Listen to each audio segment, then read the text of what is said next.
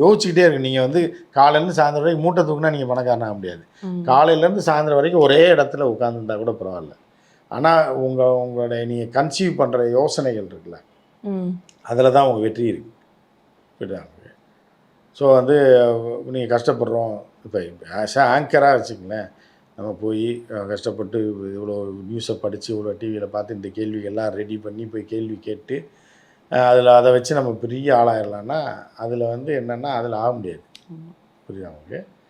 அன்னைக்கு நிலைமைக்கு ஓகே ஓடும், அடுத்த மாதம் வரைக்கும் ஓடும், இல்லை மித்தவங்கள விட நம்ம வந்து கொஞ்சம் டாப்பில் இருப்போம். ஆனால் அதனால் உங்களுக்கு ஒரு பெரிய ஆளாயிர முடியும், இப்போ கோடிக்கணக்கில் சம்பாரிச்சிட முடியும்னா முடியாது. அதுக்கு என்ன செய்யணுமோ அதை தான் நீங்கள் திங்க் பண்ணணும். அப்போ தான் நீங்கள் அந்த லெவலுக்கு போக முடியும்.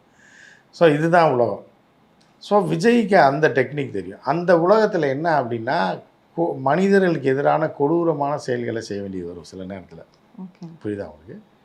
சில இப்போ அதாவது மாஸ் மர்டர்ஸ், இப்போ வந்து அமெரிக்கா வந்து சம்பாதிக்கணும் அப்படின்னா, எண்ணெயை திருடணும் அப்படின்னா மனிதர்களை கொல்றதுக்கு தயங்கவே கூடாது. ஒரு போரை தொடர்ந்து ஒரு 5000 பேர் 10,000 பேரை குண்டை போட்டு கொன்னா தான் பயப்படுவான். அப்போ தான் வந்து சரண்டர் ஆவான், அவன் எண்ணெயை திருடி விற்க முடியும். ஸோ அந்த உலகன்றது வேறு. அந்த உலகத்தில் வாழ்ந்து கொண்டிருக்க ஆள் தான் விஜய். விஜய்க்கும் சராசரி மனித சமூகத்துக்கும் தொடர்பே இல்லாத ஒரு ஆள்.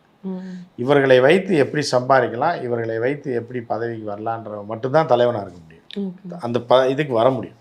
ஸோ அந்த டெக்னிக் தெரிஞ்ச ஆள் விஜய். ஆனால் நம்ம எந்த ஆங்கிள் இருந்து பேசுகிறோம்னா இந்த மனிதர்களுக்காக நம்ம பேசுகிறோம். சராசரி மனிதர்கள், ஹியூமன் கேட்டல்ஸ்க்காக நம்ம பேசிகிட்டு இருக்கோம். 80% இருக்கான் பாருங்க.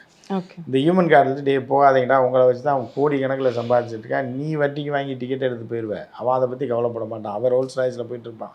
அவர் ரோல்ஸ் ராய்ஸ் போகிறது அவனோட அறிவு, அதில் நம்ம எதுவுமே சொல்லலை. நீ முட்டாளாக இருக்காதுன்னு தான் நம்ம சொல்கிறோம். நீ முட்டாளாக இருந்தால் அதுக்கு போய் உடந்தையாக இருக்காத அப்படின்றது தான். விஜய்க்கு அந்த டெக்னிக் தெரியுன்றதுனால அழகாக அந்த ஹியூமன் கேட்டல்ஸை ஹேண்டில் பண்ணி இந்த முட்டாள் பெண்களை எல்லாரையும் நம்ம சொல்லலை, ஒரு குறிப்பிட்ட அளவில் இருக்கக்கூடியவர்களை வைத்து அதை வாக்குகளாக மாற்றி நம்ம தலைவனாக இருந்து கொண்டு மொத்தமாக அட்டையை போடணுன்றது தான் விஜயோடைய பிளான், கிரிமினல் பிளான். அந்த கிரிமினல் பிளான் பண்ணி நடந்துகிட்டு இருக்கு. நீங்கள் போகாதீங்க அப்படின்றது தான். இல்லை போகிறீங்கன்னா உங்களோட இது